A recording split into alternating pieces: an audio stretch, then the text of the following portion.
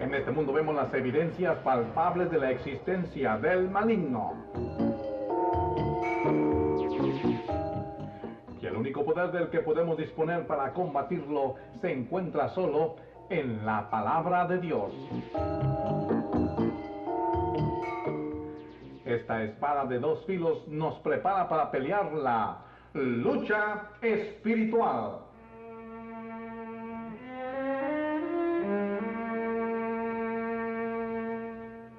Nuestro maestro es el doctor Juan Tettel, que nos hablará detalladamente de las tácticas de nuestro enemigo espiritual.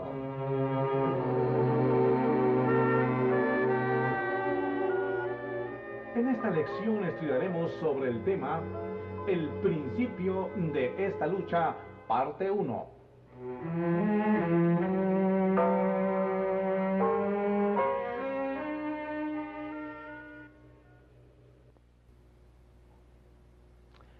La lección para ahora se titula El principio de esta lucha espiritual. La lección anterior tenía que ver con la historia de esta lucha desde el principio hasta el fin. La pregunta cabe, ¿cómo y cuándo principió esta lucha espiritual? Y por lo tanto la lección de ahora tendrá que ver con este tema. El principio de esta lucha espiritual. La pregunta que surge luego es, ¿dónde comenzó esta lucha? Y después, ¿con quién? ¿En dónde principió esta lucha? Hay dos puntos de vista para explicar y contestar esta pregunta. Algunos grandes autores, maestros bíblicos de mucho peso, insiste en que esta lucha tuvo su principio en la tierra, en el globo.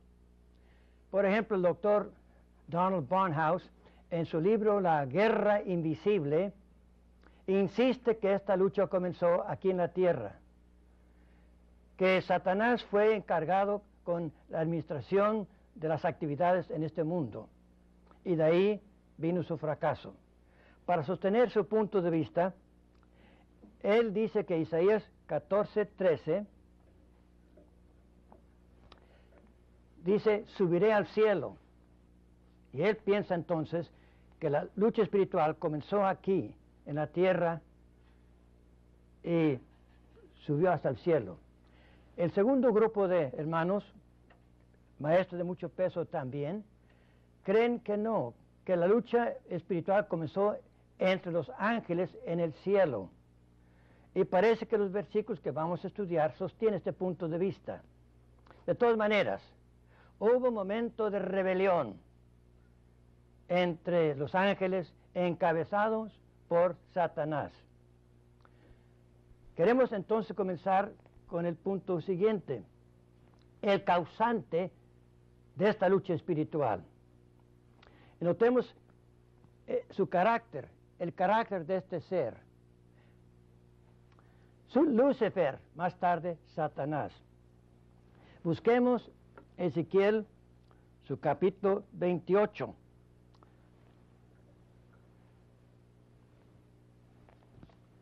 Ahora debo decir que otra vez hay dos interpretaciones de este pasaje, e Isaías también.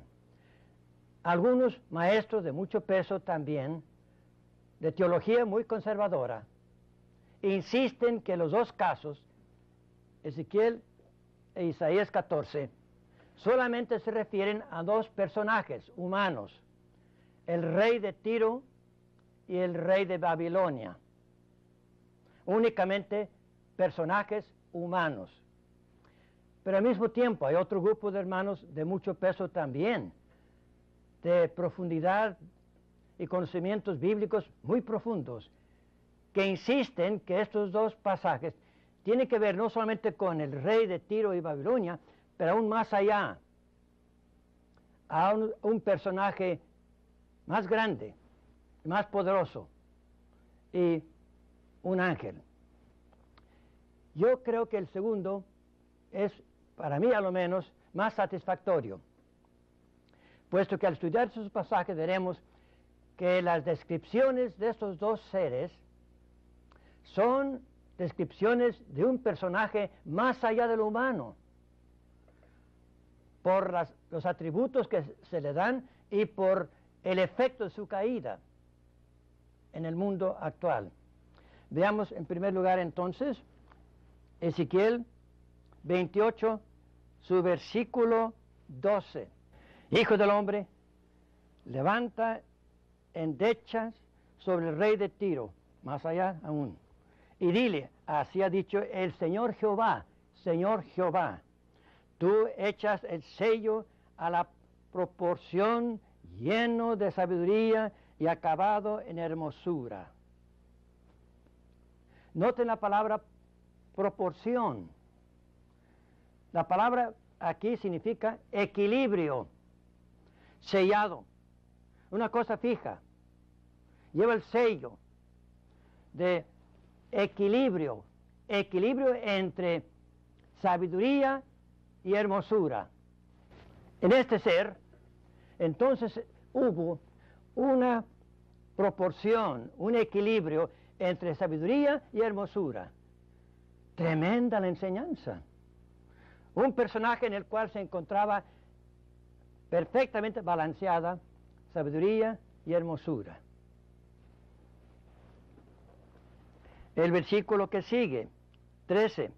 En Edén, en el huerto de Dios, estuviste, toda piedra preciosa.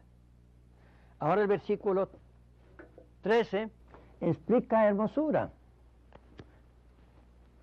¿Qué clase de hermosura era la suya? Aquí menciona 10 piedras preciosas. ¿Llama la atención? Porque únicamente 3 veces en la Biblia se mencionan estas 10 o 12. El pectoral que llevaba Aarón con los nombres de los 12 tribus, piedras preciosas. Lo encontramos, por ejemplo, en Éxodo 28, 17.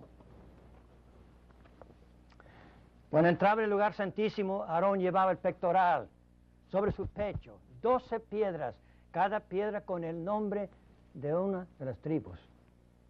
También en Revelación 21 se habla de el Nuevo Jerusalén y se menciona la ciudad bajo estas 12 piedras preciosas. ¡Qué hermosura! Y estas piedras preciosas en sí no tenían ninguna gloria, sino reflejaban la gloria de la presencia de Dios. Un diamante realmente no tiene valor propio, digamos, colores propios, sino refleja. Y estas 10 piedras reflejan que la hermosura de este ser antes de caer. El versículo 14. Tú, querubín, no solamente un ser sabio, hermoso, pero también era un querubín.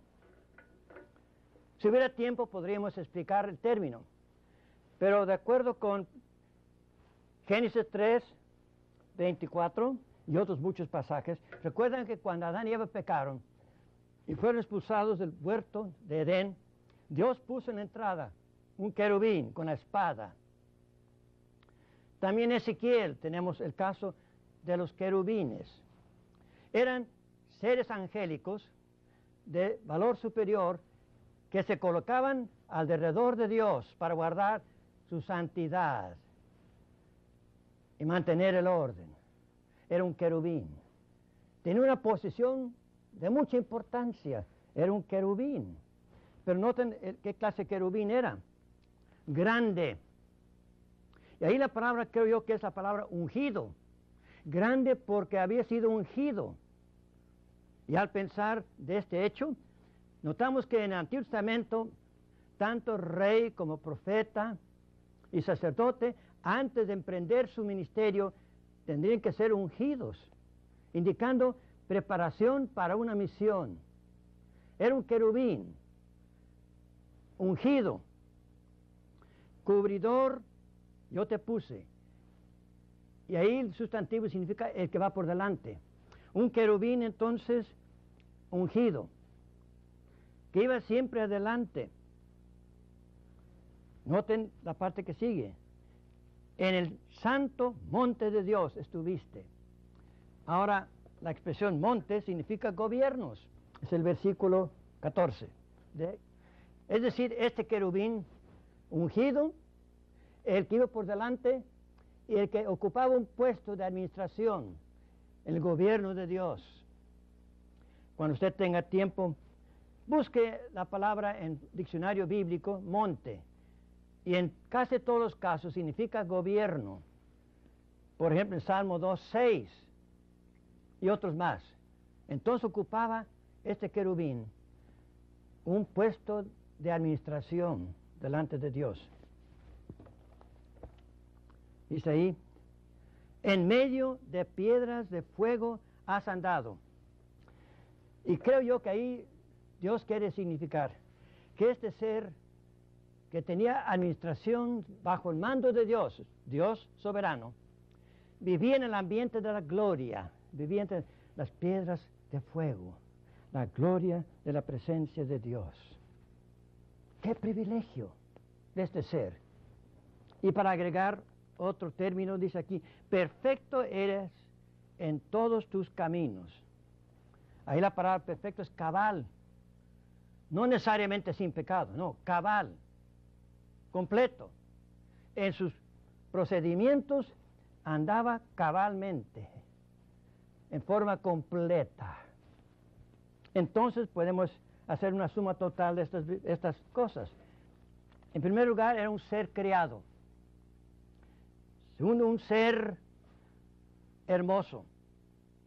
Era un ser querubín. Era un ser que tenía administración. Isaías 14:12 nos dice ahí, era Lucifer. Y la palabra significa el que carga la luz. Lucero, el que carga la luz. Es admirable el puesto y lo que este ser tenía en el principio al ser creado por Dios. Un ser creado, no hay que olvidar. No un ser eterno, no. Llegó un momento cuando Dios creó tanto él como los ángeles y más tarde al hombre. Es un ser creado. Ahora, enseguida, note usted, el pecado. Ahora la Biblia no explica por qué y cómo un ser tan cerca de Dios, con tantas virtudes, con tantos privilegios, llegara a pecar. La Biblia no lo explica.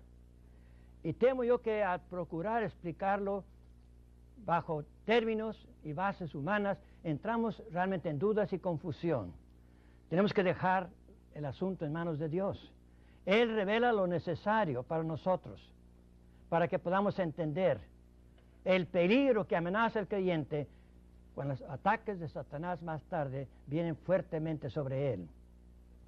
Sus pecados. Ezequiel 28. Desde el día que fuiste criado hasta que se halló en ti maldad, hasta el día cuando se descubrió, se dejó claro en forma palpable que este ser con grandes privilegios, muchas oportunidades, llegó a faltar en su deber para con Dios. Maldad.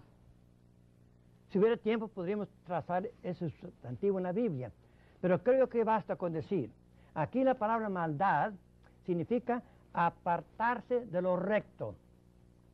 Apartarse de lo recto. Y hace uno pensar entonces, desviarse, uno por el camino se va desviando del camino, desviando, se apartó de lo recto. Comenzó en la mente, no cabe duda, después el corazón, después los pies. Se desvió de lo recto, maldad. El versículo 16, a causa de la multitud de tu contratación. Ahora la palabra ahí, según yo entiendo, es una palabra en un sentido comercial, pero aquí tiene que ver con calumnia. Desviándose de lo recto, luego entonces comienza la calumnia. Nos hace pensar de Absalón, ustedes recuerdan, en 2 Samuel 15, cómo Absalón tuvo envidia del puesto de su padre, el rey David, y comenzó a andar entre la gente calumniando a su padre. Si yo fuera rey, yo haría tal cosa y tal cosa y tal cosa. Y fue tan la astucia de este joven, hermoso por cierto, con ciertas atractivas, que logró captar el interés y el amor de las gentes con calumnias, chismes. Nos hace pensar que llegó un momento cuando este ser, ya desviándose del camino, la verdad, comenzó entonces a calumniar a Dios, levantar falsos contra Dios para atraerse la amistad y el apoyo de los demás ángeles. ¡Qué pecado tan horrible! Diríamos hoy día chismes, palabras o calumnias sin fondo verdadero. Es una de las armas especiales del diablo hoy día. Noten el versículo que sigue. Fuiste lleno de iniquidad y pecaste. A ver la palabra pecado. Ahora más allí, la palabra equivale al Nuevo Testamento hamartía, que significa no dar con el blanco. Se apartó de lo recto, comenzó a defender ese paso bajo chismes y ahora no llegó al blanco. Perdió el blanco, el fin por el cual Dios lo había creado, y no llegó a la medida de Dios. Versículo 17. Enaltecióse tu corazón a causa de tu hermosura. Orgullo. Se enalteció el corazón. Orgullo. El corazón abrigó orgullo. Y noten el proceso hacia abajo.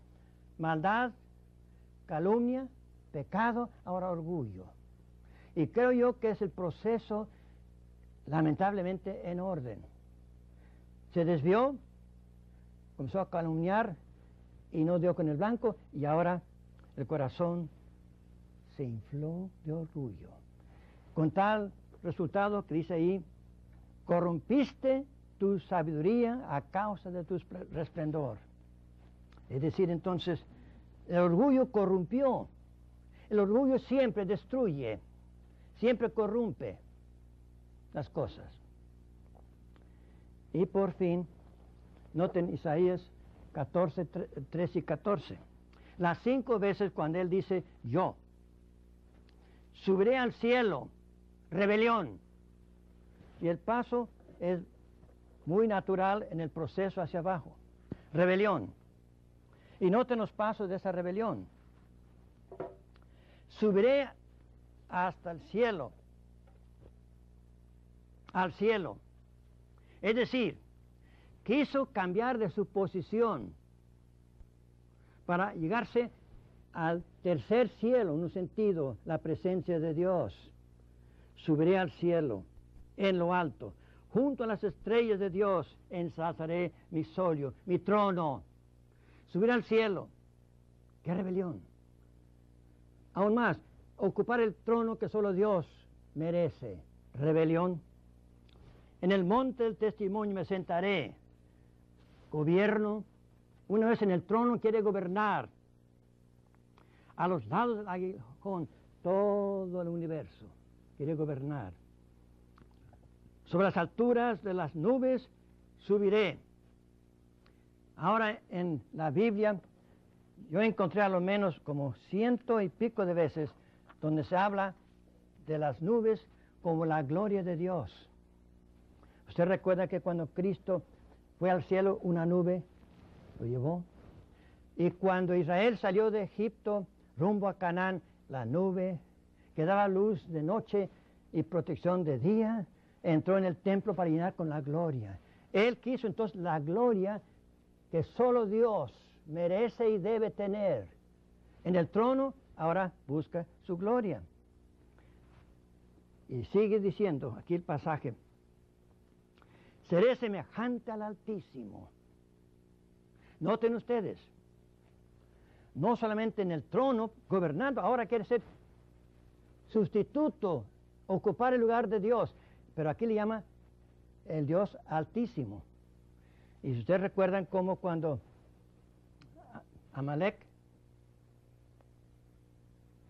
Melquisedec, mejor dicho, vino frente a Abraham, dijo, el Elión, el poseedor de toda la tierra. Sí, su pecado comenzó con maldad, después con calumnia, después con pecado, después con orgullo y una abierta rebelión.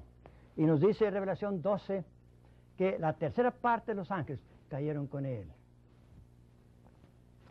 Ahora noten su caída. Isaías 14, 12 al 16. Dice aquí el versículo 12. ¿Cómo caíste del cielo, oh Lucifer, el que llevaba la luz? Hijo de la mañana, qué términos tan preciosos. Cortado fuiste por tierra, tú que debilitaste la tierra. Cortado fue. Ahora, hermano, la palabra en el hebreo es bastante fuerte. Es como cortar la rama o un árbol. Trozar. Y tiene que ver con condenación. Fue cortado, fue condenado, fue juzgado en el sentido de sentencia de muerte. Sí, por su caída, ¿qué tenemos? Condenación. Fue cortado. El pecado se castiga. Dios no puede menos que ser justo en castigar y condenar el pecado. Note el versículo que sigue. 15. Mas tú derribado eres al sepulcro. Derribado. Quiere decir entonces ¿qué? Hasta muerte. Sheol. No solamente condenado, pero ahora viene la sentencia de muerte. Es el versículo 15. Si el que peca, separación entre el pecador y Dios, una separación, muerte espiritual o muerte de separación. Versículo que sigue, 16. Dice aquí que fue expulsado de la presencia de Dios, expulsado. Y el 16 otra vez fue destruido. Sí, el pecado se castiga, viene inmediatamente el juicio de condenación, la separación y la expulsión de la presencia y después destrucción.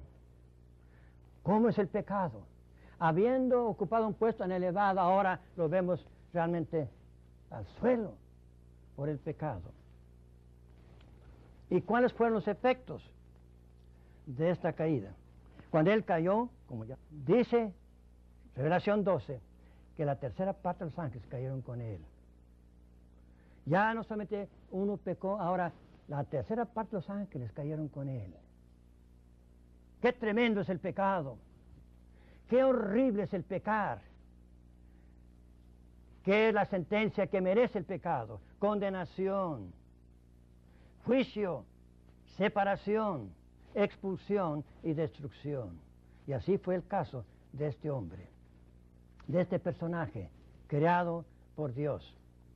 ¿Cuáles son los efectos en la raza humana? Y aquí tendremos que ir a grandes rasgos, pero ¿qué efecto tuvo esto en la raza humana? Cuando él cayó, entonces vino él a tentar a Adán y Eva, porque el pecado no se conforma en pecar, sino en contagiar. En un sentido, el pecado es social. El pecador siempre busca a otros para caer con él. Y cuando Satanás y los ángeles cayeron, buscaron, ¿qué? La pareja que Dios había apartado y separado y dedicado a este mundo, quizá el lugar que él había ocupado antes.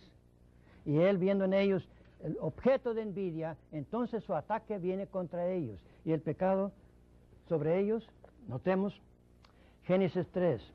¿Cómo fue entonces la tentación de Adán y Eva bajo la dirección de Satanás? Génesis 3:1. Empero la serpiente era astuta, hermosa, por cierto, más que todos los animales del campo, porque detrás de la serpiente estaba Satanás, el tentador. Y dice a Eva, la mujer, con que Dios os ha dicho, no comáis de todo árbol del huerto. Bajo este punto, quiero que noten cuán sutil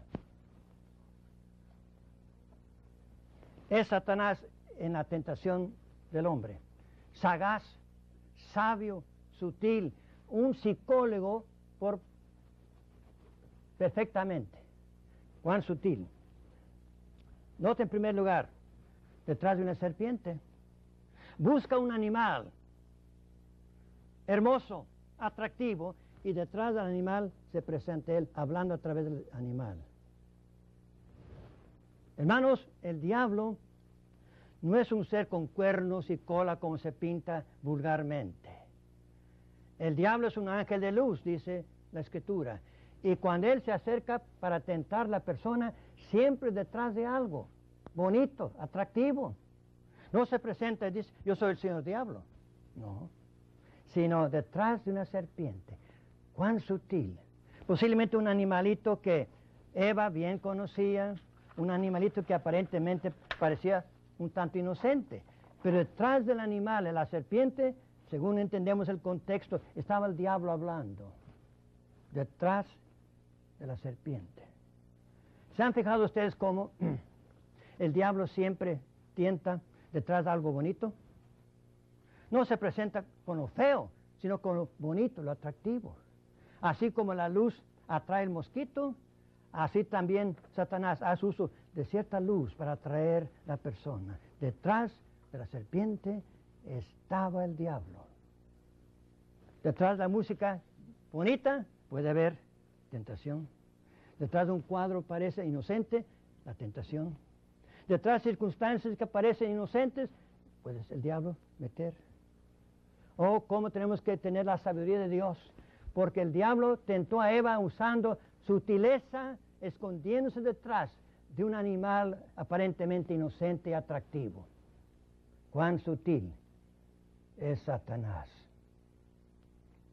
Mañana, Dios mediante, queremos seguir con la misma enseñanza en cuanto a la forma como Satanás se presenta a Eva y logra que Eva, en un ambiente favorable, bajo el cuidado de Dios, con su esposo, lleguen a caer de la misma manera como Satanás cayó, en un sentido. Mañana, Dios mediante, seguiremos con este punto para trazarlo un poco más en detalle, porque las mañas del diablo todavía son las mismas hoy día. No ha cambiado en gran parte. Cambia el color o los términos, pero en esencia es el mismo ataque. Engaña, es sutil, es muy sagaz. Un psicólogo que conoce a quién va a atacar, cuándo atacar y en dónde atacar y cómo atacar. Solamente cuando andamos de acuerdo con la voluntad de Dios, de acuerdo con andar en el Espíritu, contando con la victoria de la cruz, podremos disfrutar de una protección gloriosa en medio de estas tentaciones tan sagaces y tan sutiles del diablo. Mañana, Dios mediante, seguiremos con este punto más en detalle.